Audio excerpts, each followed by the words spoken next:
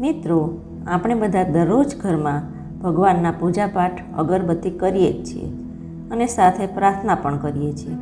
પરંતુ તમને શું ખબર છે કે તમારા ઘરમાં ભગવાનનો વાસ છે કે નથી? જો આપણા ઘરમાં ભગવાનનો વાસ છે તો તે કઈ રીતે જાણી શકીએ? તો આ વિડીયોમાં આપણે જાણીશું ભગવાનનો ઘરમાં વાસ હોય તો કેવા સંકેતો જોવા મળે. તો ચાલો મિત્રો, આ સંકેતોની થોડીક વાત કરીએ. સંકેત નંબર 1, રાત્રે જ્યારે પણ આપણે આપણા સપનામાં ભગવાનને જોઈએ છીએ અથવા સપનાની અંદર કંઈક ભજન ધૂન સાંભળવા, આ સંકેતનો સીધો અર્થ એ થાય છે કે ભગવાનના તમારા ઉપર આશીર્વાદ છે. સંકેત નંબર 2, જ્યારે પણ આપણે દીવાબત્તી કરીએ છીએ અને દીવો જલ્દીથી પ્રજ્વલિત થાય છે તો તેમ સમજવું કે ભગવાનનો આપણા ઘરમાં વાસ છે. સંકેત નંબર 3, પૂજા દરમિયાન અચાનક જ ઘરમાં મહેમાનનું આવવું પણ ભગવાનના આશીર્વાદની નિશાની છે. જો મહેમાન કંઈ પણ ભેદ સોગાત લઈને આવે છે તો એ સ્પષ્ટ સંકેત છે કે ભગવાને તમારી પૂજા સ્વીકારી લીધી છે. સંકેત નંબર 4, તમારા ઘરના મુખ્ય દરવાજાની આસપાસ જો કોઈ પક્ષી માળો બાંધે છે તો તે પણ તમારા ઘરમાં ભગવાનના આશીર્વાદ બનેલા છે.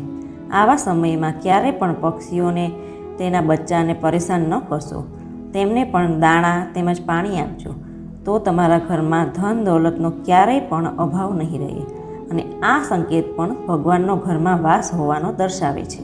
સંકેત નંબર 5, જો તમારી નિંદર બ્રહ્મ મુહૂર્ત એટલે કે 3 થી 5ની વચ્ચે ઉડી જાય છે તો તે ભગવાન તરફથી સંકેત છે કે ભગવાન તમારી ભક્તિથી પ્રસન્ન છે અને જલ્દીથી જ તમારા અટકેલા દરેક કામ પૂર્ણ થશે.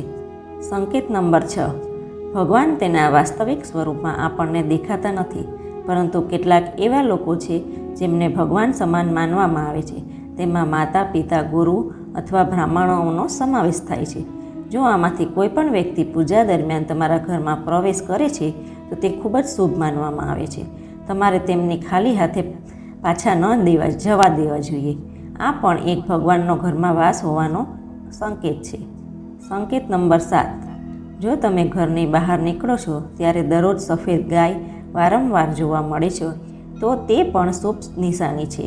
અથવા તો કોઈ પણ ગાય પોતાના વાછરડાને દૂધ પીવડાવે છે તે તમને જોવા મળે છે તો તે પણ દેવી દેવતાની કૃપા તમારી ઉપર બનેલી છે તેવા સંકેતો દર્શાવે છે કે તમારી પ્રાર્થનાથી સફળતા થઈ ગઈ છે અને તમારું જીવન સમૃદ્ધ બનશે અને તેમજ બધી જ સમસ્યાઓ ટૂંક સમયમાં દૂર થશે. સંકેત નંબર 8, જો તમે સવારે પૂજા કર્યા પછી ઘરની બહાર નીકળો છો અને તરત જ તમને વાંદરાઓનું ટોળું દેખાય છે તો તેનો અર્થ એ છે કે ભગવાન તમારા ઉપર મહેરબાન થશે. તે વાંદરાઓને ભોજન આપવાનો પ્રયાસ કરો.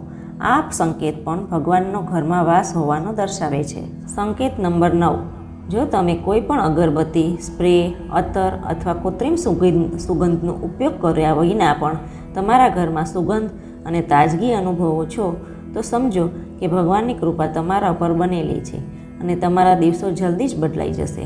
સંકેત નંબર 10, જો તમને વારંવાર 3 દિવસ ઘરની બહાર નીલકંઠ પક્ષી દેખાય છે તો સમજો કે ભગવાને તમારી પ્રાર્થના સાંભળી લીધી છે. નીલકંઠ પક્ષી ભગવાન ભોળાનાથના આશીર્વાદની નિશાની છે. અન્ય રસપ્રદ અને ઉપયોગી વિડીયો જોવા માટે ચેનલને જરૂરથી સબસ્ક્રાઈબ કરો. ધન્યવાદ.